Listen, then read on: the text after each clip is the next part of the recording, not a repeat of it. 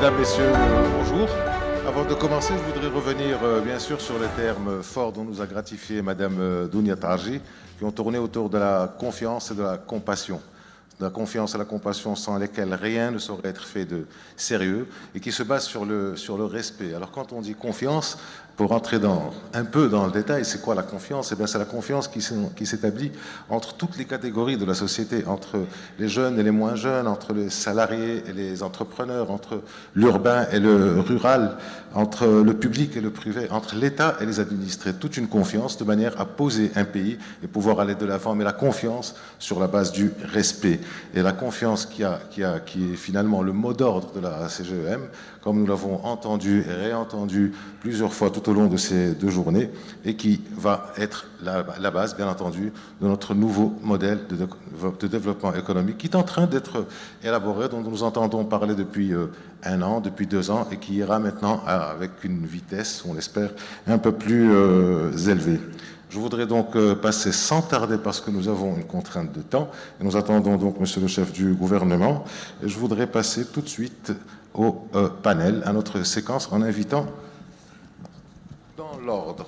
Alors, Madame Awatif Hayar, merci de venir. Madame Awatif Hayar est la présidente de l'université Hassan II. Bienvenue, Madame. Monsieur Khalid, prenez place, où vous voulez. C'est Khalid Chiddadi, vice-président de la CGEM. On est chez vous aussi, Chiddadi.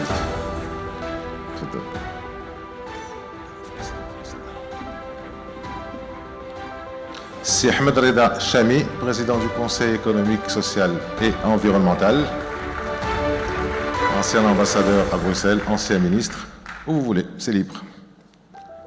C'est Driss Garraoui, président du Conseil de la concurrence, professeur universitaire connu et reconnu. Et last but not least, c'est Amin Hezaz, président fondateur de H7, le plus grand accélérateur de start-up en Afrique.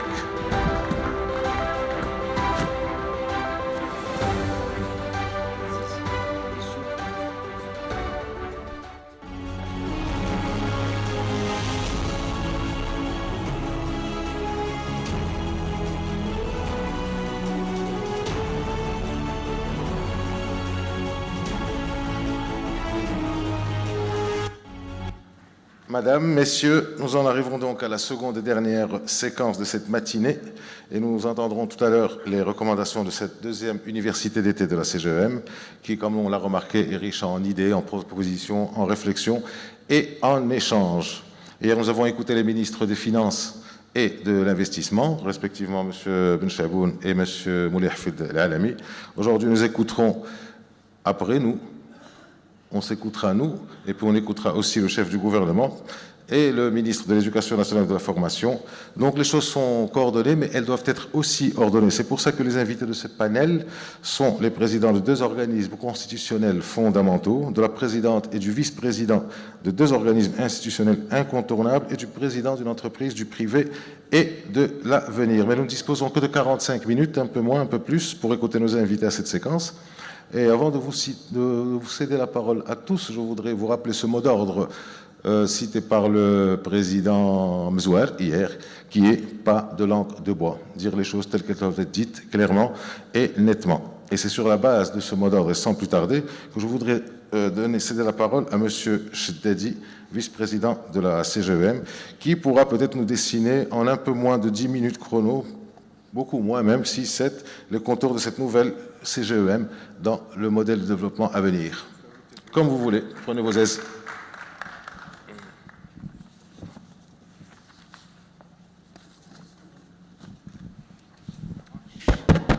C'est bon. Puisque vous avez cité le chiffre de 10, je vais le retenir quand même.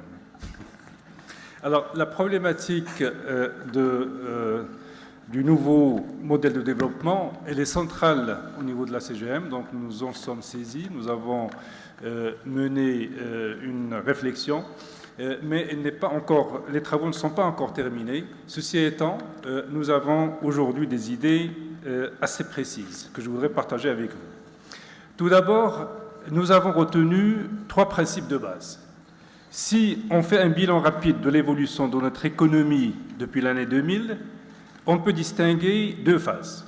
Une première, de 2000 à 2011, où nous avons enregistré une progression du PIB supérieure à 5% en moyenne annuelle, et une seconde, où cette progression est tombée à 3,3%. Sur les mêmes périodes, d'autres pays avec lesquels on peut se comparer valablement ont été beaucoup plus résilients.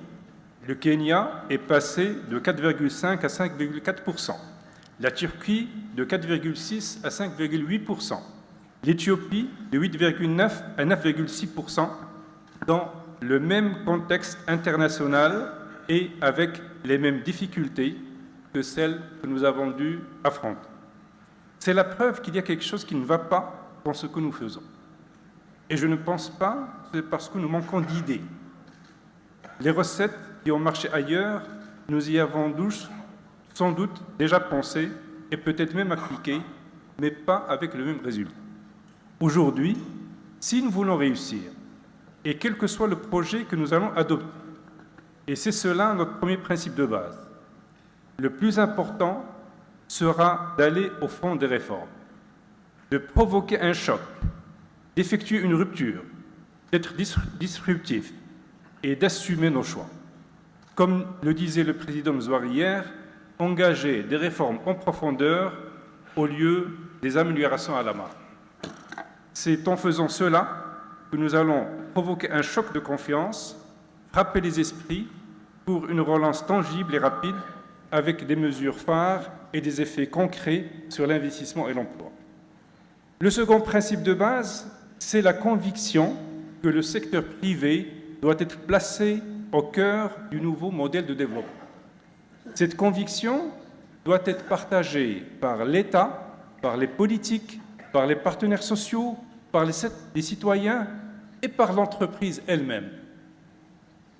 L'État doit être convaincu pour promouvoir les réformes et qui permettent le développement de l'entreprise et de l'entrepreneuriat, en rupture par rapport à ce que nous avons connu jusqu'à présent. J'aurai l'occasion de donner quelques exemples par la suite. Les politiques doivent être convaincus pour faciliter l'adoption de ces réformes et de leur mise en œuvre. Les partenaires sociaux doivent être convaincus pour adopter une vision plus large de l'intérêt des travailleurs et appuyer des réformes qui aujourd'hui se heurtent à une vision soucieuse uniquement de la préservation des acquis, qui ne dureront pas de toute manière si la situation se dégrade, car le développement économique, c'est la clé de la création de l'emploi, de la richesse qui sera partagée entre tous. Les citoyens doivent être convaincus pour les réconcilier avec l'entreprise et l'entrepreneur, pour leur expliquer le rôle social et économique de l'entreprise à travers la création des richesses et des emplois, pour les convaincre que l'acte d'entreprendre est à la portée de chacun d'entre nous, qu'il faut soutenir ceux qui ont le courage et la volonté de le faire. Il y a là une véritable révolution culturelle à faire. Et notre troisième principe de base, j'ai oublié de parler de l'entreprise. L'entreprise doit être également convaincue parce qu'elle joue un rôle central dans la société, qu'elle porte une grande responsabilité, non seulement dans la création des richesses et des emplois, mais également dans le respect des droits des travailleurs, le paiement des cotisations sociales, le respect des engagements contractuels. Et vous avez certainement compris le clin d'œil que je fais au délai de paiement qui mine toutes nos entreprises. Et là encore, nous sommes en pleine problématique de la confiance. Merci Dounia. Notre troisième principe de base, c'est que le nouveau modèle de développement doit être cohérent et inclusif, en rebondissant sur les acquis et les atouts du Maroc et en apportant un traitement décisif et courageux aux défis structurels. Ce nouveau modèle de développement doit apporter le bien-être à tous les Marocains, doit sortir de la précarité les plus démunis, doit mettre en place des filets sociaux, doit améliorer les services publics pour tous. Un modèle de développement en 2 phases. Dans une première phase, à court terme, nous devons répondre à 2 besoins urgents. Premièrement, la création d'emplois. Deuxièmement, la satisfaction des demandes sociales pressantes en matière de santé, d'enseignement et de services publics. Dans sa deuxième phase, à plus long terme, nous devons construire un Maroc prospère en investissant sur l'économie du savoir et les services. Pourquoi cet accent sur les services? D'abord, c'est le modèle qui réussit dans les pays développés, où ce secteur représente plus de 70%, alors qu'au Maroc, il plafonne depuis des années à 50%.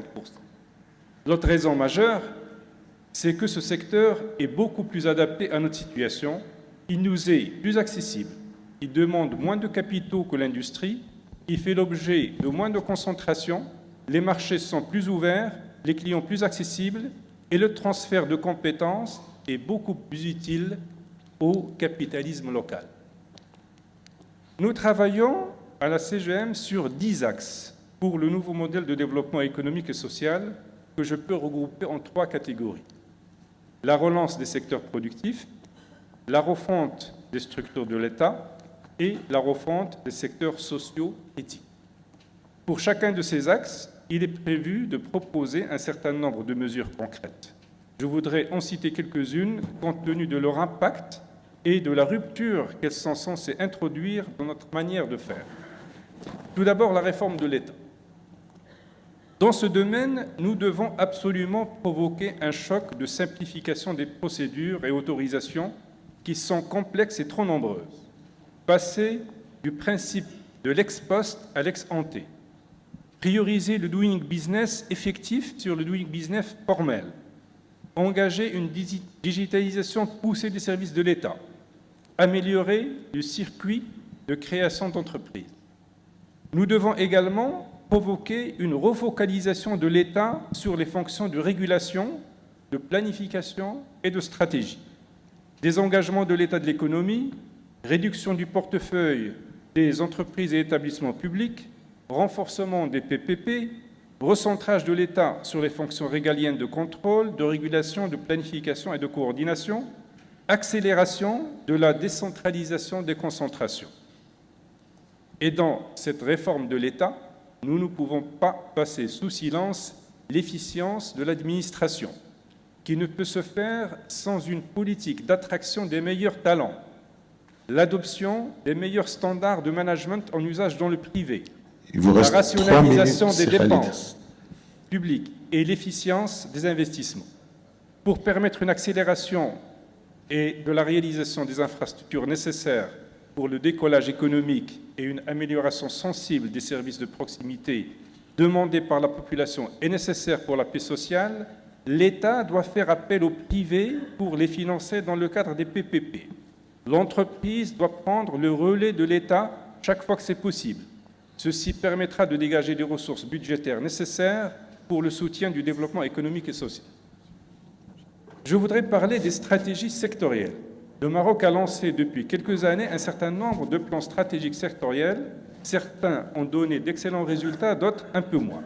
Cette démarche trouve sa logique dans le fait de capitaliser sur nos forces, nos atouts et nos avantages concurrentiels. L'exercice du choix des secteurs stratégiques doit viser à occuper une place de leader à l'échelle mondiale pour assurer la pérennité des activités. Je remercie M. Ben Brahim d'avoir insisté sur cette question de la pérennité. Elle peut se réaliser que grâce à 3 conditions. D'abord, une intégration des filières pour la maîtrise des marchés, créer des écosystèmes. Cette intégration devrait comporter aussi bien les différents maillons de fabrication que la recherche-développement, la formation, la commercialisation, l'ingénierie, la logistique, voire même les infrastructures spécifiques. Hakim l'a très bien expliqué tout à l'heure dans le cas de l'automobile. La deuxième condition, c'est la coordination et la planification. Il faut faire en sorte que tous les maillons de chaîne prévus dans l'intégration puissent atteindre la taille critique et démarrer en même temps. Condition essentielle. C'est ce qui a manqué dans la stratégie touristique et qui a abouti à l'échec de certaines stations. C'est sans doute plus facile à dire qu'à faire, mais nous avons des pistes de réflexion. La troisième condition nécessaire pour la pérennisation, c'est l'investissement massif. Temps écoulé, si je t'ai dit. Temps écoulé. Des éléments essentiels, si vous permettez. L'investissement massif du capital marocain parce que c'est lui qui en assurera la stabilité et la pérennité. Là, il faut trouver des solutions originales, car nous sommes un pays pauvre en capitaux, avec en plus une forte concentration. Monsieur Zornoun nous a parlé des mesures prises dans ce domaine par la CDG, mais là aussi, nous avons quelques autres pistes que nous explorons. Je vais arrêter là, parce que pour ne pas... Je vous remercie, mais je vais faire tout à l'heure un abus de position et je vais encore vous donner la parole pour une peut-être ou 2 minutes. Alors, merci de nous avoir brossé donc les grands contours de cette CGEM New Age, telle qu'elle devrait être pour les mois et les années à venir. Madame Hayal, vous êtes présidente de l'université Hassan II et à ce titre, vous êtes à la confluence, au croisement de plusieurs domaines et fondements de la bonne marche, de la bonne tenue de l'économie et de la société, l'éducation, l'université, la place des femmes dans le débat public, le développement économique, la recherche scientifique, si je dois en parler. Alors, vous êtes donc à la manœuvre pour la mobilisation collective de toutes les forces du pays dans le cadre de l'initiative, de la prise d'initiative et de la confiance. Alors, question simple, comment doit être l'université du Maroc pour permettre justement cette mobilisation collective et comment voyez-vous son apport pour ce nouveau modèle de développement économique à venir? Très bien, bonjour mesdames et messieurs, chère audience. Je tiens à remercier Monsieur le Président de la séance Eboussa pour m'avoir donné la parole. Je souhaite aussi remercier la CGEM pour cette invitation de l'université. On voit il y a 2 acteurs universitaires, l'université publique que je représente dans ce panel. Donc c'est dire l'importance qu'on donne à l'université, à associer l'université pour qu'elle puisse contribuer à ce nouveau modèle justement de développement. Donc bien évidemment, et je tiens aussi à saluer le fait que cette réflexion s'inscrit, ou cet événement d'hier, d'aujourd'hui, s'inscrivent dans le cadre d'une université d'été. Donc, quand on parle université, on parle modèle, on parle réflexion profonde, on parle recherche. Donc, c'est très important que je salue la CGEM parce qu'ils s'inscrivent dans cet esprit-là de permettre à travers ces débats de contribuer à développer de nouvelles idées, de nouvelles approches. Bien évidemment, je vais me positionner dans ma zone de confort, donc sur le plan bien évidemment académique. Et donc, vous m'avez interpellé sur la contribution de l'université, notamment l'université publique, à ce débat sur justement les nouveaux modèles. Donc, nous avons au niveau de l'université Hassan II de Casablanca proposé à travers des recherches scientifiques et des publications un nouveau modèle qui est le modèle 4P. Donc, on parle souvent du PPP, le 3. Donc nous avons recommandé le modèle 4P, qui est le modèle Public-Private People Partnership, et qui est un modèle qui associe bien sûr, vise à créer des liens entre le public, le privé, le citoyen, donc un partenariat entre ces 3 composantes pour créer plus de créativité, plus de synergie, d'emploi et d'opportunités pour les jeunes et les moins jeunes.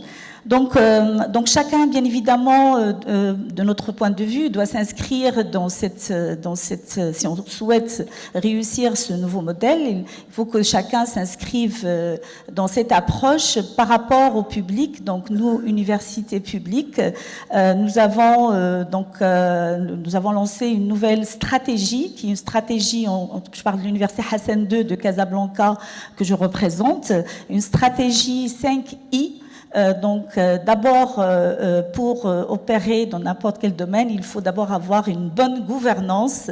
Donc, nous lançons le chantier de la digitalisation totale de l'université, donc le chantier iGovernance, le I de Apple, comme vous savez, le iGovernance, donc la digitalisation de tous les services de l'université, le process pédagogique, le process recherche et le process administratif.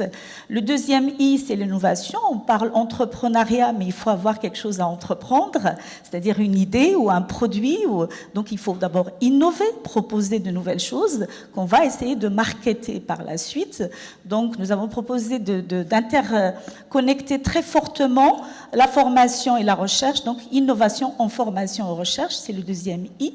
Le troisième I, bien évidemment, nous formons des jeunes, mais il faut les accompagner pour qu'ils puissent être insérés facilement dans le marché de l'emploi. Donc, nous sommes en train de mettre en place une plateforme d'insertion et d'entrepreneuriat des jeunes au niveau du site Al-Manfaloti de l'Université Hassan II qui se trouve boulevard Randi. Donc, cette plateforme physique va devenir un site dans lequel une grande majorité des étudiants vont passer à travers la plateforme pour acquérir bien sûr, développer leurs soft skills, les langues, les techniques d'entrepreneuriat. Nous sommes convaincus que nous avons 120 000 étudiants. Nous n'allons pas sortir 120 000 entrepreneurs, bien évidemment. Donc le but, ce n'est pas de transformer tous les étudiants en entrepreneurs, mais c'est surtout l'exercice de l'entrepreneuriat. L'exercice, c'est-à-dire prendre l'initiative, prendre le risque de lancer un nouveau projet. Donc c'est ça qui nous intéresse. Et si nous sortons de tout ce flux 5% ou 10% d'entrepreneurs, nous en serons ravis. Donc ça, c'est très important par rapport à... Et nous nous appuyons sur un programme national très important qui est le programme Salim, qui est la structuration de l'entrepreneuriat de l'étudiant, l'accompagnement. C'est l'arrivée. Désolé, je vais vous interrompre quelques secondes comme ça a été annoncé. Monsieur le chef du gouvernement est en train d'arriver.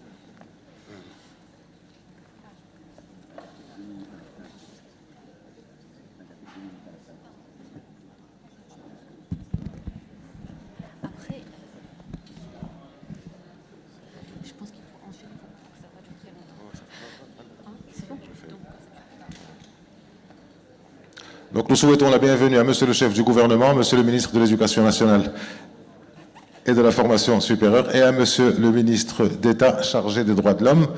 Prenez place, messieurs. Bienvenue à vous.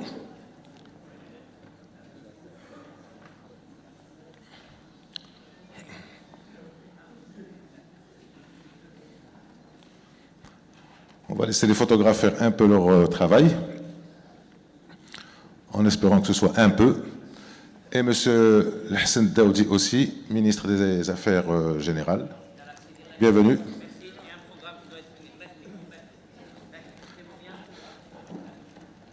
Merci, monsieur, pour votre compréhension. Excusez-moi, Madame Haya, je vous recède la parole. Très bien, merci beaucoup, Monsieur le Président. Bien évidemment, je suis ravie et honorée d'avoir l'arrivée du chef de gouvernement, Monsieur le ministre, mon ministre de l'enseignement supérieur, de l'éducation nationale, enseignement, formation professionnelle, enseignement supérieur et recherche. Donc, l'exercice pour moi est assez compliqué, on va dire, mais je vais essayer de continuer. Donc, cher... retirez toutes les mauvaises choses que vous avez dites sur l'éducation et vous continuez. Merci, Monsieur le Chami, pour cet encouragement. Donc je disais, j'étais en train de parler d'un nouveau modèle économique, enfin pas modèle économique, mais un modèle de partenariat que nous recommandons au niveau de l'Université Hassan II de Casablanca et au niveau de la contribution scientifique que nous avons élaborée ces dernières années, qui est le modèle 4P, le modèle public-privé, People Partnership, public-privé citoyen. Donc ce modèle, je disais qu'il fallait s'inscrire, nous tous, nous devons s'inscrire dans ce modèle si on souhaite lui donner les chances de réussite. De mon point de vue, en tant que représentante ici de l'Université Hassan II de Casablanca, université publique, une grande université publique, 120 000 étudiants. Donc notre rôle, c'est de développer donc ce modèle de partenariat. Et donc je disais que nous avons proposé une nouvelle stratégie, une stratégie en 5 I. Le premier I, c'est la e-gouvernance, c'est la digitalisation totale de l'université, tous les processus de l'université, recherche, formation et administration. Et le deuxième I, c'est l'innovation, parce qu'on ne peut pas entreprendre ou vendre quelque chose qu'on n'a pas. Donc il faut d'abord des idées, des produits. Donc ça, c'est l'innovation. Le troisième I, c'est l'insertion des jeunes. Donc nous avons proposé, nous sommes en train de mettre en place une plateforme physique et virtuelle. La plateforme physique, c'est au niveau de l'école Al-Manfaloté, qui va devenir une plateforme où les étudiants vont passer pour acquérir des compétences en entrepreneuriat, donc renforcer l'insertion et l'entrepreneuriat des jeunes. Et donc l'idée, c'est comme je disais il y a 2 minutes avant votre arrivée, que nous n'allons pas avoir 120 000 entrepreneurs, mais ce qui nous intéresse, c'est surtout que les étudiants acquièrent des mécanismes d'entrepreneuriat, c'est-à-dire l'initiative, la prise de risque, même en étant salarié. C'est important que les étudiants soient initiés très tôt à cet exercice d'entreprendre. Et donc nous nous appuyons sur le statut Salim, qui est la structuration de l'entrepreneuriat et l'accompagnement des jeunes. Donc ce statut, il permet à l'étudiant d'être entrepreneur dès la rentrée, dès son entrée à l'université. Et donc en parallèle avec ça, nous sommes en train de mettre en place la plateforme Envie, une plateforme numérique qui va ouvrir un portfolio de tous les étudiants. Donc dès que l'étudiant entre en première année, il met sur la plateforme numérique ce qu'il sait faire, créer un site web, faire du big data, installer un panneau solaire. Et cette plateforme sera ouverte aux PME, aux TPE, qui constituent la majorité du statut du tissu économique de notre pays, aux associations, pour qu'elles puissent faire appel aux jeunes pour des prestations qui sont facturées. Donc je passe rapidement, puisqu'on me fait signe, au point donc, puisque ça c'est l'université. Il y a aussi le deuxième point qui est le privé. Donc là, je suis devant quand même une audience du monde privé assez importante. Donc il faut que le privé aussi s'inscrive dans cette démarche et faire appel, en faisant appel à des start-up, à des PME, à des TPE pour des services ou le développement de solutions. C'est important parce que s'ils ne s'engagent pas dans cette dynamique, on ne peut pas créer de l'emploi. On ne peut pas faire appel à des entreprises internationales alors que nous avons des compétences locales. Donc il faut que le public, surtout les grands groupes, peut-être les grandes structures, arriment autour d'elles les PME, une sorte de cloud, de PME, de start-up, etc. Donc le troisième point qui est quand même le People Partnership, parce que j'ai parlé de Public-Private People Partnership. So, le People, c'est la société civile. Il faut qu'il y ait la société civile, il faut que, à travers l'innovation sociale, c'est très important. Dans les quartiers, dans les petits centres socio-éducatifs des quartiers, il faut qu'on crée un environnement d'innovation sociale où l'étudiant, l'entrepreneur, le citoyen se rencontrent pour cerner le besoin réel. C'est ça qui crée le marché, c'est le besoin. Cerner le besoin et répondre à ce besoin à travers une innovation sociale. Il y a des initiatives comme Maroc Impact, comme la Factory, etc.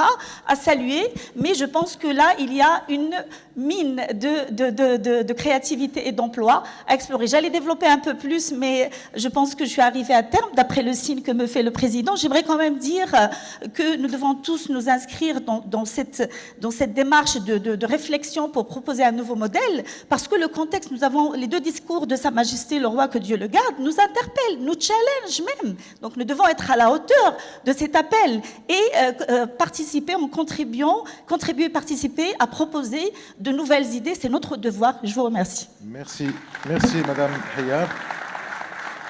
Mesdames et messieurs, je me trouve dans une situation très très difficile et indélicate, qui est de brider le temps de parole, de brider toutes ces paroles, toutes ces idées en or que disent ou on dit ou vont dire nos invités, mais le temps étant le temps, et la contrainte étant la contrainte, nous sommes obligés de faire comme ça. Driss Gerraoui, vous êtes président du Conseil de la concurrence.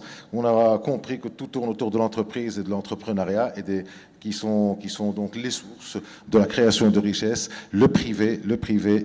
Alors, dans votre fonction de faire jouer la saine et loyale concurrence, vous êtes l'organisme chargé de protéger la compétitivité, les talents et de pousser l'engagement et l'audace. Avez-vous les moyens, en plus de la volonté que l'on suppose acquise, de faire en sorte que tout le monde joue le jeu?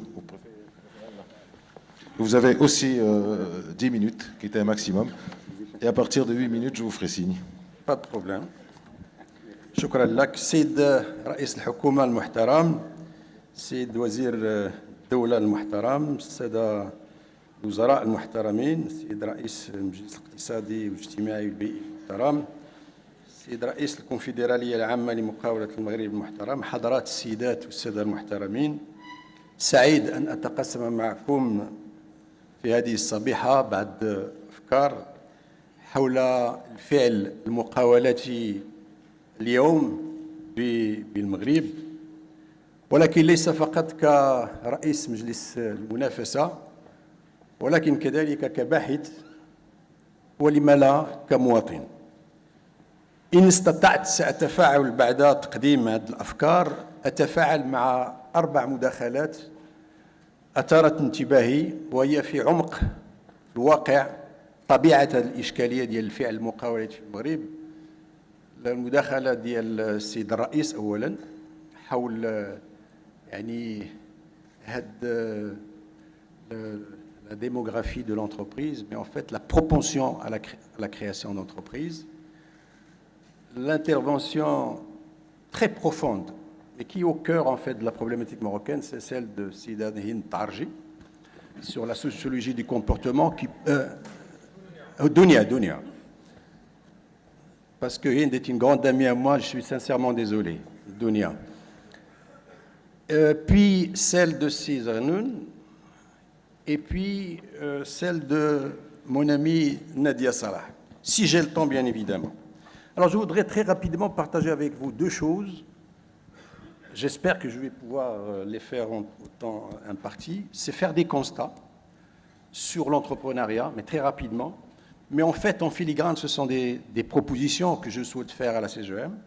Et puis, répondre à la question en quoi aujourd'hui l'entrepreneuriat doit être au cœur du nouvel modèle de développement à bâtir et en quoi l'écosystème concurrentiel pourrait être un levier essentiel dans le cadre de ce nouveau modèle.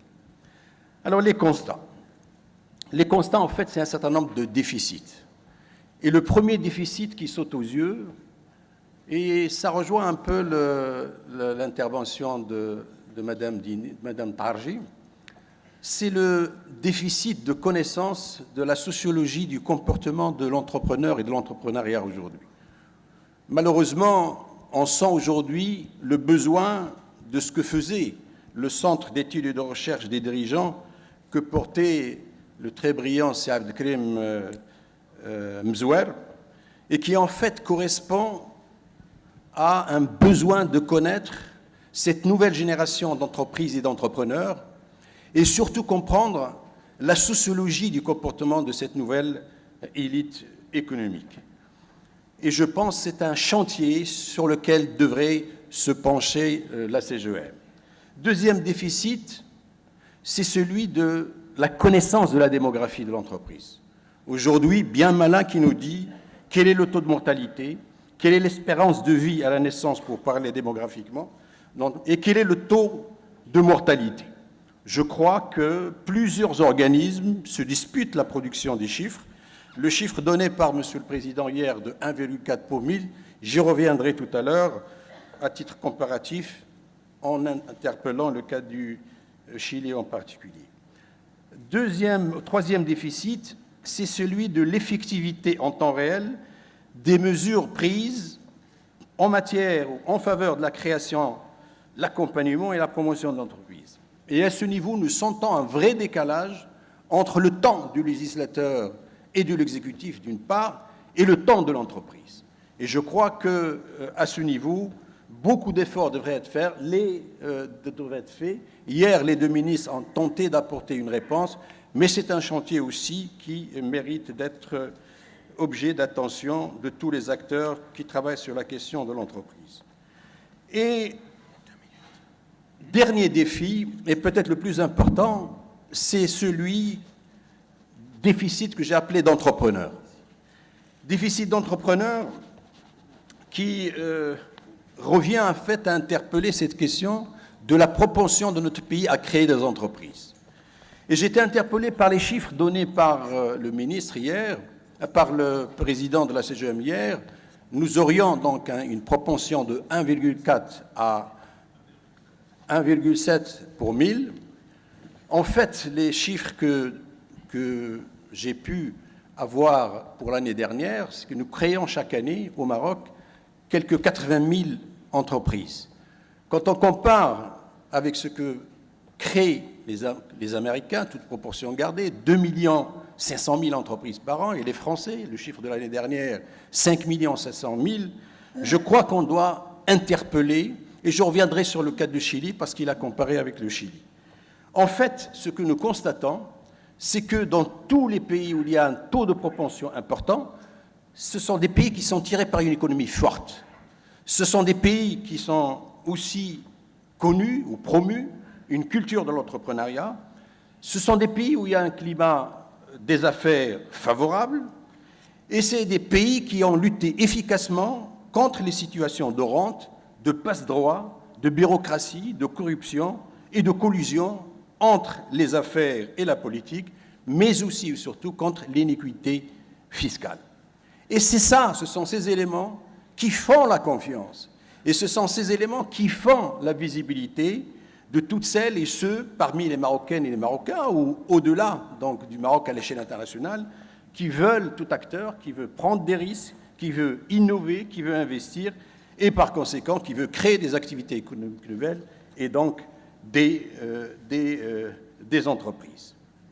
Alors, la comparaison d'hier donnée par le président de la CGM sur le cas du Chili, je reviens du Chili et je voudrais partager avec vous pourquoi le Chili crée plus d'entreprises que le Maroc.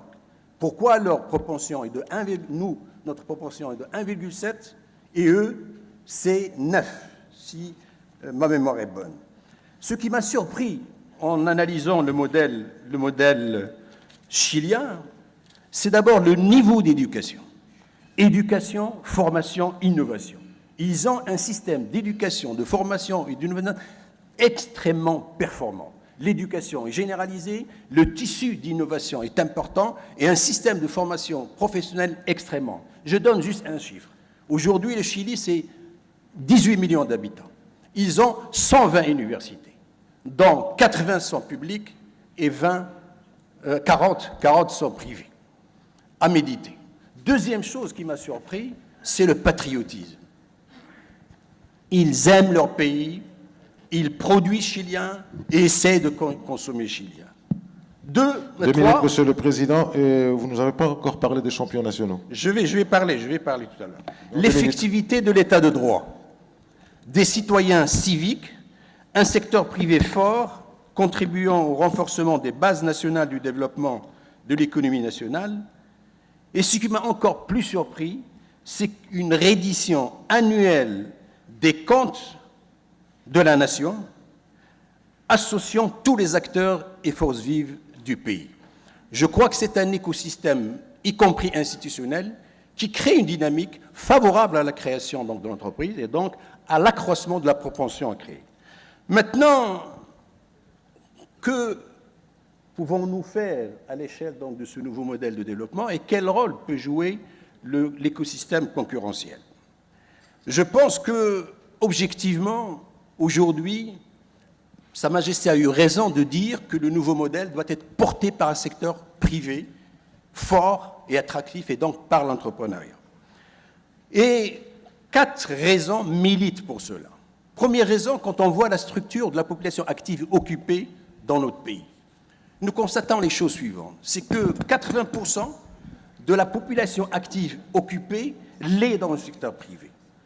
La fonction publique centrale et territoriale rentre pour 12%, et les établissements et entreprises publiques, 8%. Donc, objectivement, l'avenir de l'emploi, l'avenir de la création des activités et donc des richesses passe par la création d'un écosystème favorable à la création donc, de l'entreprise. Deuxième raison, c'est tout simplement l'incapacité objective aujourd'hui pour financer la croissance et le développement d'avoir une source, les sources classiques, la dette, la fiscalité et la rationalisation des dépenses publiques. Et par conséquent, l'avenir aussi du financement de la croissance, c'est un secteur privé fort.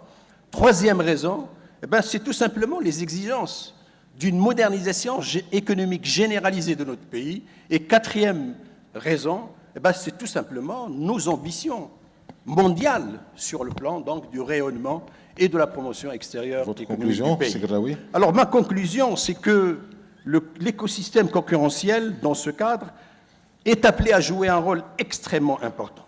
Extrêmement important pour les choses suivantes.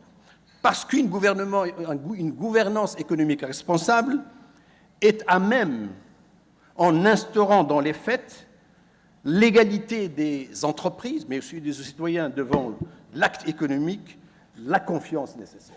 L'égalité des chances des entreprises et des citoyens devant l'acte économique est un acte fondateur donc, de la confiance, indispensable pour ces dynamiques de création d'activité.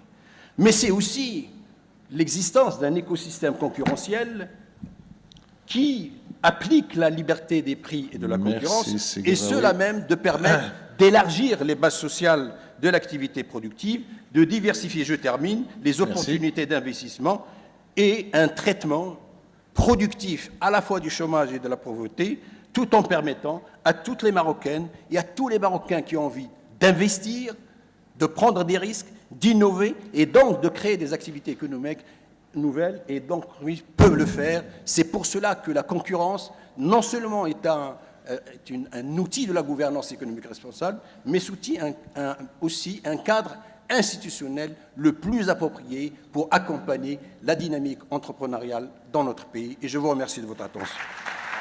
Merci, Monsieur le Président. C'est toujours cruel et difficile pour un journaliste tel que moi d'écouter le président du Conseil de la concurrence s'exprimer et de lui dire de réduire son temps de parole. Désolé, c'est Graoui, mais peut-être que vous aurez encore l'occasion de vous exprimer. C'est Hamdallah Chami.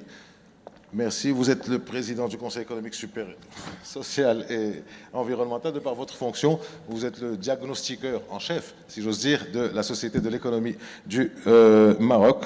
Comment doit se passer, quels sont les contours de ce nouveau modèle de développement et notre société marocaine, dans sa configuration actuelle, est-elle apte à adhérer, est-elle apte à coller un nouveau modèle qui serait à faire? Et tout ça en 10 minutes. Même pas. Même pas parce que vous avez pris 2 minutes. Monsieur le chef de gouvernement, monsieur le ministre, monsieur le président de la CGM, mesdames et messieurs, chers amis, je voulais juste vous prévenir que j'ai négocié avec CESES une partie de son temps. Comme nous sommes entrepreneurs, je ne vous dirai pas combien la minute a été négociée, mais très cher. Je confirme, mais c'est dommage pour les deux. Le Conseil a beaucoup travaillé sur sa contribution au nouveau modèle de développement. Et donc nous avons travaillé entre catégories qui représentent les conseils. Donc les hommes d'affaires qui sont présents dans les entrepreneurs qui sont présents ont été représentés dignement par certains membres du Conseil. Nous avons fait des auditions avec plus de 56 personnes. Et donc, je pense que le travail qui a été fait est un travail sérieux, qui raconte une histoire. Laissez-moi vous raconter cette histoire. Première des choses, on dit le Maroc a des atouts, parce qu'il ne faut pas être nihiliste, et il faut reconnaître ses forces. Je n'ai pas le temps de citer les atouts.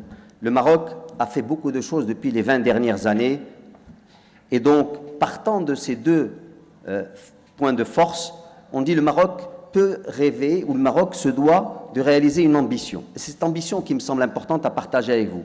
On dit il faut construire un modèle de développement économique, un modèle de développement dynamique, qui assure une croissance forte, inclusive, durable, qui garantit l'égalité des chances, qui favorise l'épanouissement de l'individu et renforce ses capacités au sein d'une société prospère, solidaire et centrée sur les citoyens.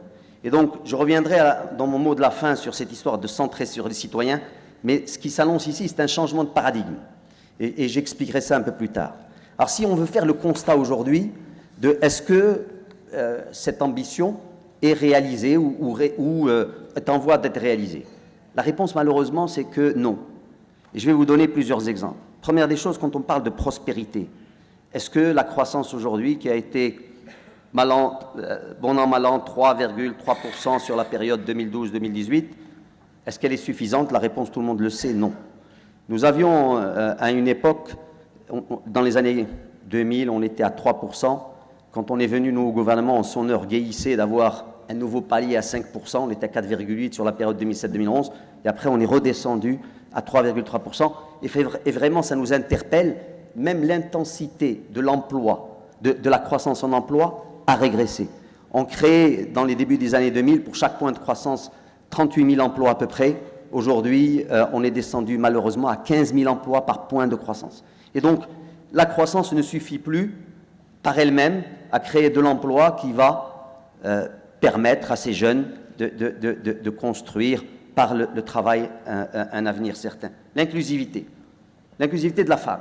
Mesdames, il faut que, vous le savez tous, on vous aime, mais on ne vous voit pas assez, pour diverses raisons. Le taux d'activité de la femme est de 22,3%. Taux d'activité, ça veut dire c'est la population active féminine sur la population en âge de travailler, de 15 à 64 ans. Si je prends le taux d'emploi, c'est-à-dire les femmes qui travaillent réellement, on est à moins de 22,3%. Monsieur le chef du gouvernement... Contre 26 ou 27 il y a quelques années. Oui, contre 26 ou 27, et donc on a régressé dans ce domaine-là. Et il y a plusieurs raisons, malheureusement je n'ai pas le temps de rentrer là-dedans. Le Maroc en tant que tel, le taux d'emploi, le taux d'activité de 46%. C'est pas possible de développer un pays émergent avec 46% un taux d'activité. Donc, alors, souvent je dis aussi, mesdames, je vous ai fait cette déclaration, mais je suis aussi mercantiliste. C'est-à-dire, moi, je me dis, je peux applaudir avec mes deux mains, je ne peux pas applaudir avec une seule main, on n'entend rien. Je ne peux pas faire du développement encore avec la moitié de la force de travail qui est exclue, ou presque la moitié. Le rural, je n'ai pas le temps d'en parler, mais là aussi, exclu. Je parle maintenant de l'égalité des chances. Est-ce que vous pensez qu'au Maroc, on crée assez d'égalité de chances? L'ascenseur social fonctionne? La réponse est non. Là, on est tous des privilégiés dans cette salle.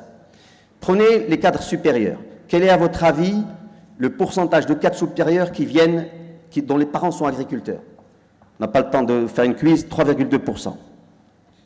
Quel est le pourcentage des cadres supérieurs qui viennent des familles d'ouvriers? 6,8%. Le tout est dit. Passons à un autre point, l'épanouissement et le développement des capacités. Là, s'il faut parler des services publics, malheureusement, ça demanderait juste toute une conférence juste sur les services publics. Les services publics, je sais, monsieur le ministre, que vous faites beaucoup d'efforts. Je sais que votre prédécesseur, l'ancien ministre de la Santé, faisait beaucoup d'efforts. Tout le monde fait des efforts, mais on n'y est pas. Les services publics aujourd'hui, quand vous regardez, et je ne vais pas rentrer ni dans les classements, ni dans... On n'est pas bon. Le problème, c'est qu'il y a une double taxation, monsieur le chef de gouvernement. Les citoyens payent à travers l'impôt le service public et ils le repayent directement aux écoles privées ou à la santé privée. Et donc ça, c'est pas bon. Prenons la durabilité. La durabilité, je vais vous parler juste de l'eau. Les experts mettent le niveau de la pénurie à 1000 mètres cubes par habitant et par an. Nous sommes à moins de 600 mètres cubes par habitant et par an. Et nous continuons dans nos villes à avoir du plantage de gazon avec de l'eau potable. D'accord? Et ce qui n'est pas normal encore. La solidarité, on peut parler de la couverture médicale, il y a beaucoup de progrès qui ont été faits avec l'AMO, on peut parler de la retraite, je vais vous donner juste un chiffre. Vous savez combien de gens qui ont plus de 60 ans qui sont à la retraite, et c'est grâce à Cicero que j'ai appris ça? Plus de 3,5 millions de cette catégorie-là. Bientôt, je vais être moi aussi considéré vieux, alors donc je n'ai pas osé utiliser vieux.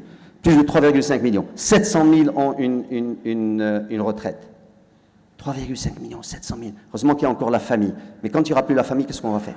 Et donc, partant de ces constats-là, on s'est dit quelles étaient les faiblesses structurelles qui expliquaient cela. Ça, c'était les symptômes.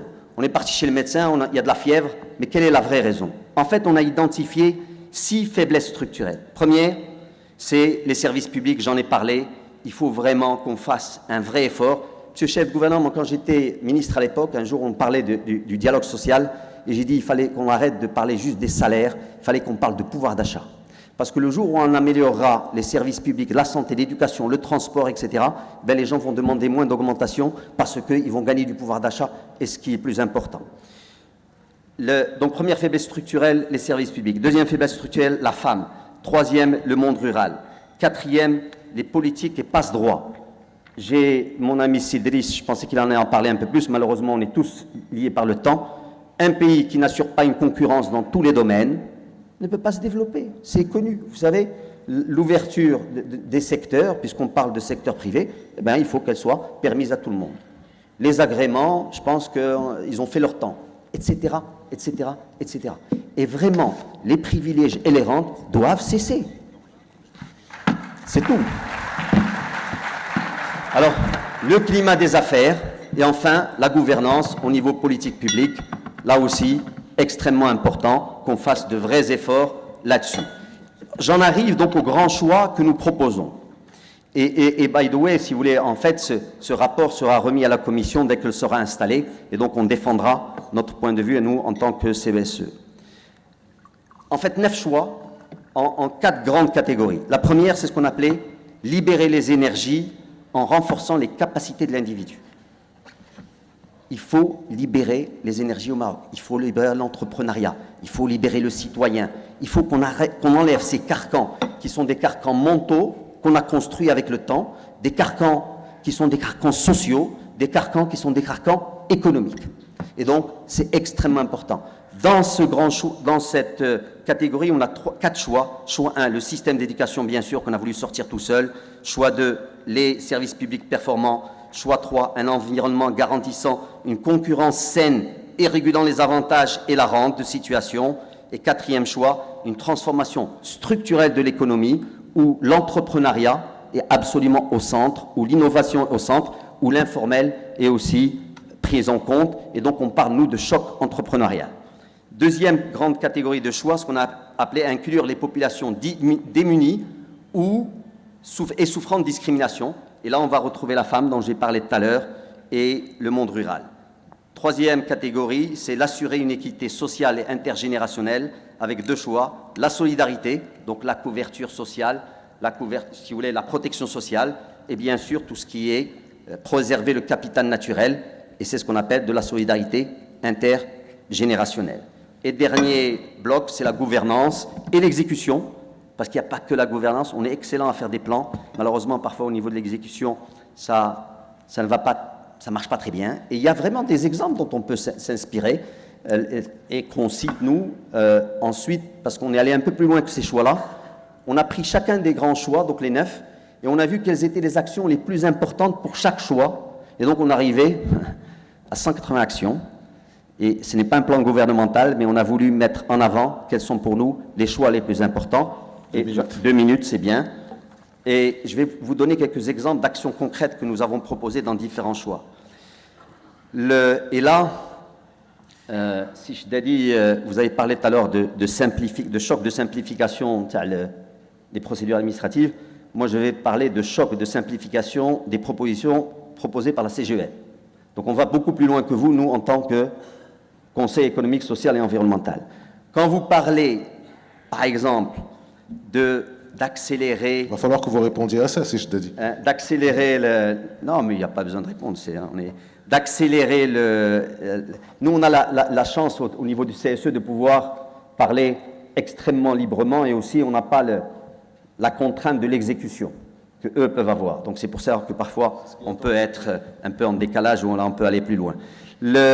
Quand vous avez parlé d'amélioration, de la dématérialisation de certaines procédures, nous on dit, au bout de 3 ans, et si ce n'est pas 3, ben c'est 5, au bout de 3 ans, il faut qu'il n'y ait plus aucune interaction, ou très peu, entre le citoyen et l'administration, entre l'entreprise et l'administration.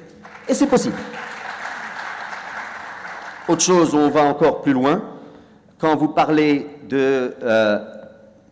d'autorisation, etc., et qu'est-ce qu'il faut revoir, ce qui est post et ce qui est ante, nous on dit il faut faire la liste de toutes les autorisations qu'il y a aujourd'hui et dire on va supprimer 90% de ces autorisations et les remplacer par des cahiers de charges.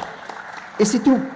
Et en fait, on n'est pas des rêveurs, monsieur Chedgolan, parce qu'un monsieur en Géorgie, le président de Géorgie, dont j'oublie le nom, j'ai oublié son nom, en 2015 a décidé de faire ce travail-là, et ils ont supprimé pratiquement 65% des autorisations qu'ils avaient. J'ai pratiquement fini. Le dernier point qui me semble un point important, il s'appelait Zourab Nogaïdeli, et ça a été fait en 2005, pas en 2015. Dernier point, et j'arrête sur ça, le choc entrepreneurial. Donc comment mettre en place des aides pour créer pratiquement 50 000 TPME et 30 000 PME, et je vous remercie. Merci beaucoup, M. Ahmed Reda Chami. On a encore du chemin à faire à entendre cette intervention. Je retiendrai qu'on va passer, selon M. Chami, du SMIC au PASG, pouvoir d'achat social garanti, minimum. N'est-ce pas, monsieur le chef du gouvernement? Il faudra penser à ça. Dernier intervenant, c'est Amin Hessas. Vous êtes donc président fondateur de H7. Vous êtes entrepreneur, vous êtes jeune, vous êtes dans les nouvelles technologies. Vous êtes tout, quoi. Donc, dites-nous ce que vous faites, ce que vous êtes en quelques minutes, avant de vous adresser directement aux membres du gouvernement, qui sont là plusieurs, dont leur chef. Et si vous avez quelque chose à leur dire, et ça va être le dernier passage très très court et très succinct, vous vous adresserez à eux et vous leur direz ce que vous attendez d'eux, en tant que jeune entrepreneur, bien implanté ici au Maroc et en Afrique. Merci. Avec 7 entrepreneurs, nous avons décidé il y a 3 ans de créer une plateforme pour les startups, les grands groupes, les investisseurs pour qu'ils se rencontrent. H7 a la vocation de faire fructifier le talent marocain, d'ici ou d'ailleurs. Le Maroc produit annuellement jusqu'à 50 000 talents de calibre mondial qui font des études dans les meilleures universités et écoles marocaines, françaises, canadiennes, américaines, ainsi de suite. Mais qu'est-ce qu'on en fait? On ne convertit pas ce talent-là en entrepreneurs à fort impact. Les entrepreneurs qui sont capables de nous produire des emplois en milliers, qui sont capables de nous produire de la richesse et faire de nous un pays émergent. Quand vous analysez les pays qui ont réussi à émerger lors des 50 dernières années, c'est des pays qui ont été capables de convertir des TPE en PME, en TPE et par la suite en grands groupes en nombre suffisant. Mais ces pays-là ont investi massivement dans leurs entrepreneurs et dans leurs PME, ce qui n'est pas nécessairement notre cas. Pour vous illustrer cela, la Turquie investit 9 milliards d'euros annuellement dans ses PME. L'Agence de développement de la PME en Turquie a un budget annuel de 9 milliards. Au Maroc, notre agence a un budget de 80 millions de dollars. Ce n'est pas possible pour la PME marocaine d'être innovante, exportatrice et surtout créatrice d'emplois dans ces conditions-là. Ça, c'est pour la PME. En ce qui concerne la start-up, le Maroc, c'est la 4e ou 5e puissance économique en Afrique. C'est le 3e ou 4e récepteur d'IDE en Afrique. Deuxième investisseur. Deuxième investisseur en Afrique. En ce qui concerne les technologies, les startups, le Maroc se classe à la 15e position. Encore une fois, les chiffres sont là, ils sont têtus. Au niveau mondial, il y a eu 255 milliards de dollars d'investis dans les startups. En Afrique, il y a eu 1,16 milliard de dollars investis dans les startups africaines. Au Maroc, on a investi l'année dernière 3 millions de dollars dans nos startups. C'est inacceptable. Est-ce que ça veut dire qu'on n'a pas le talent? Je doute fort, parce que nos talents réussissent aussi bien ici et ailleurs à lever, à prospérer et à être conquérants. Et les exemples sont là. Ni'mel Beissiouni, qui a démarré Waste to Cap au Maroc, a réussi à lever chez le meilleur accélérateur au monde, Y Combinator, 3 millions de dollars. Pourtant, au Maroc, elle avait de la difficulté. Rania Belfreh n'a pas réussi à lever au Maroc. Elle est partie s'installer en France, elle a réussi à lever 10 millions d'euros. On a Hicham Noudreri qui a été capable de lever 85 millions de dollars à New York. On a 2 entrepreneurs marocains qui ont vendu une start-up à Mercedes à 200 millions d'euros. Ça veut dire quoi? On a le talent. Maintenant, il faut qu'on se fasse confiance et qu'on investisse massivement. Nous avons réussi à investir dans des infrastructures de calibre mondial. Nous avons réussi à créer des champions nationaux qui, par la suite, sont devenus des champions continentaux. Maintenant, c'est le moment de l'entrepreneur, du start-upper et des PME. Il faut que l'État investisse massivement. Je parle de milliards de dollars pour pouvoir créer cette rupture dont Sichami parlait. Et pour nous, entrepreneurs, ce modèle de développement est c'est un grand espoir pour finalement créer ce démarrage de notre pays. Et notre contribution, c'est un modèle de développement qui est basé sur les 3 E. Le premier E, c'est e-gov. L'entrepreneur et l'entreprise a besoin d'interagir avec l'État, avec des services électroniques fluides et simplifiés. Le deuxième E, c'est l'éducation. Il faut que l'État investisse dans la formation des métiers d'avenir. Tout ce qui est blockchain, tout ce qui est big data, tout ce qui est intelligence artificielle, tout ce qui est programmation, c'est les métiers d'avenir, c'est les professions d'avenir. Finalement, le dernier E, c'est l'entrepreneuriat. Nous pensons qu'il faut créer un fonds d'investissement dans les industries d'avenir. Il faut qu'on crée une banque de développement de la PME. C'est ce qui nous permettra de créer la croissance nécessaire pour faire face à ce nombre d'emplois qu'on doit créer annuellement. Si vous avez une ou deux demandes claires à formuler, parmi celles que vous avez dites, c'est les 3 E. On a besoin de ce fonds-là, un fonds d'investissement dans les industries d'avenir. Et on a besoin d'une banque de développement de la PME, parce que la PME est sous-capitalisée, sous-financée. On ne peut pas demander à notre PME d'innover, d'embaucher dans ces conditions-là.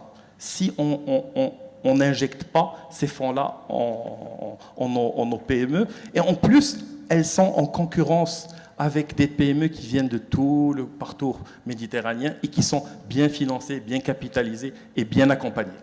Merci beaucoup. Je constate avec plaisir que si Mzazi prend des notes, c'est une bonne chose. Madame, Messieurs, il nous reste 5 minutes. En général, les discussions se passent à huis clos, en cercle fermé, mais en 1 minute, si chacun, à partir de sa position, a quelque chose à demander à la CGEM ou au gouvernement ici présent, marhaba. Madame, à vous, en 1 minute.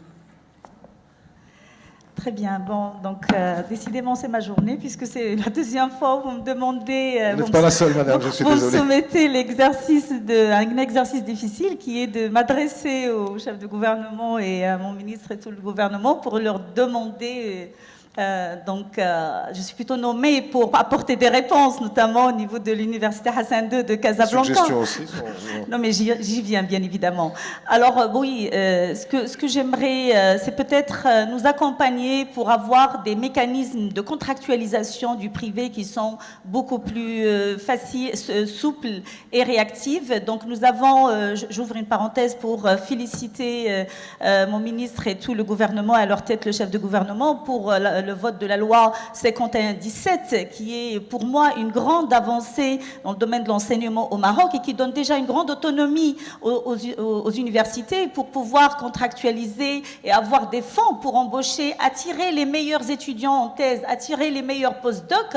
Mais pour ça, il faut que ça déclinaison. C'est là où je m'adresse à vous, messieurs, au gouvernement, c'est dans la déclinaison de cette loi, d'avoir les mécanismes qui vont permettre de contractualiser d'une façon beaucoup plus facile. Il y a des idées qui sont déjà dans l'air et qu'il faut peut-être explorer un peu plus, qui sont tout ce qui est fondation d'université, qui vont nous permettre d'en signer plus facilement, payer les meilleurs experts, attirer les meilleurs post-docs, attirer les compétences marocaines à l'international, payer mieux nos étudiants, etc.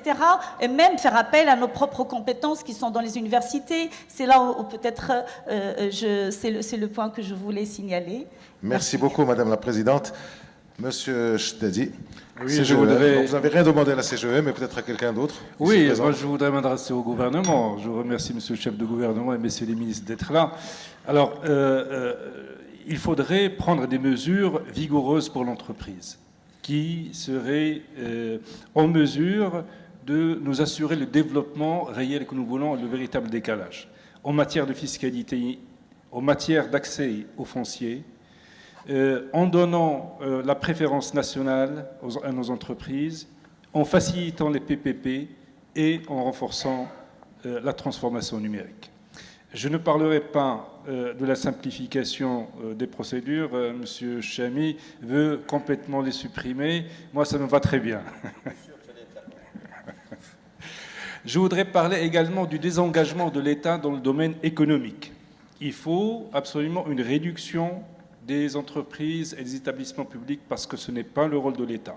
Il faut ouvrir les infrastructures et les services aux citoyens, aux privés. L'État y gagnera parce qu'il va dégager de la ressource budgétaire, le citoyen y gagnera et le service sera meilleur. Il faut régler le problème de l'informel. C'est un problème qui crée une fracture sociale. C'est un problème qui est en train de miner notre économie, qui est en train de la déstructurer. Il faut absolument le régler. Et puis, une responsabilité de l'État qui est fondamentale, faire appliquer la loi. Nous sommes un pays où il y a beaucoup de lois. Nous sommes un pays qui se veut être au standard de toutes les normes. C'est très bien, mais malheureusement, nous ne pouvons pas, dans la plupart des cas, y arriver. Il faut qu'on adapte nos lois à nos capacités d'application et qu'on progresse progressivement. Et il faut que l'État soit là pour veiller à l'application, pour que tout le monde soit sur le même pied d'égalité. Merci, M. Dazi. Il nous reste les deux présidents des deux organismes constitutionnels. On attend avec impatience ce qu'ils ont à dire au gouvernement. M. Desgraoui, à vous l'honneur. Non, nous sommes une instance constitutionnelle indépendante, donc nous inscrivons notre travail dans le cadre de la complémentarité entre les institutions. Mais nous sommes souvent des forces de proposition. La différence entre le Conseil économique, social et environnemental et le Conseil de la concurrence, c'est que nous sommes une instance qui a à la fois un pouvoir de consultatif et aussi de sanction, à la fois pécuniaire et pénale. Et nous assortons souvent nos décisions de recommandations. Et ce que je pourrais demander à l'exécutif, c'est d'être très attentif, constructif, parce qu'en fait, nous travaillons tous pour l'intérêt général et doit être à l'écoute des recommandations que font les instances institutionnelles, constitutionnelles, à la fois le Conseil de la concurrence comme le Conseil de... Deuxième chose, le grand ennemi de ce que sera, il l'est déjà, le nouveau modèle de développement à bâtir ensemble par tous les acteurs et forces vives du pays, ce sont deux choses essentielles, je le dis à chaque occasion. C'est l'effectivité des lois et des réformes, et des programmes et des actions prévues.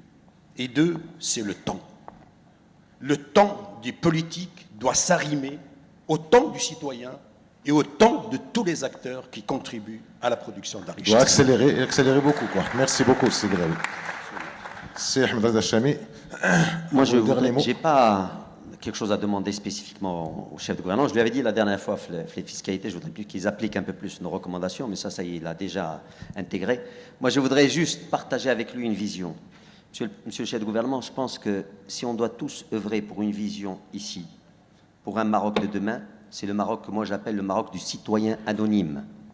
Il faut qu'on devienne un pays de citoyens anonymes. Parce qu'un citoyen anonyme, ça veut dire quoi? C'est-à-dire que vous avez donné la possibilité à tout citoyen de renforcer ses capacités. Parce que vous l'avez formé, vous lui avez donné les moyens de s'exprimer, que ce soit au niveau culturel, au niveau social, au niveau économique, etc.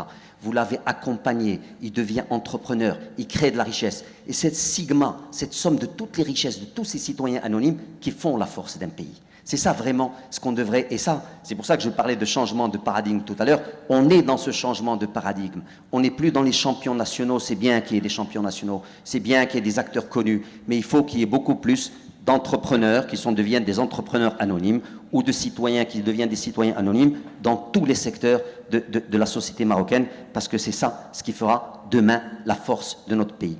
Dernier point, vous savez aujourd'hui, quand on regarde, et je sais que vous avez cette lourde responsabilité de penser à la croissance économique, au développement économique, on est tous en train de regarder qu'est-ce qui fait le PIB. On a parlé de la croissance, Sichid Dali et moi-même, mais vous savez, il y a des gens qui nous vient de M. Kuznets en 1934, quand il y a eu la crise. Il a dit, voilà comment on va calculer ce qu'on appelle le produit interbrut ou le produit national brut. Aujourd'hui, beaucoup de gens oublient que la croissance en elle-même, c'est pas ça le plus important. Il faut de la croissance, parce que sans croissance, on n'aura pas d'emploi, etc. C'est le progrès social qui est généré par la croissance. Et donc ça peut vous donner, vous, des arbitrages à faire quand vous êtes en train de voir votre loi de finances pour mettre des ressources là où il y aura plus de création de progrès social. Et je vous remercie.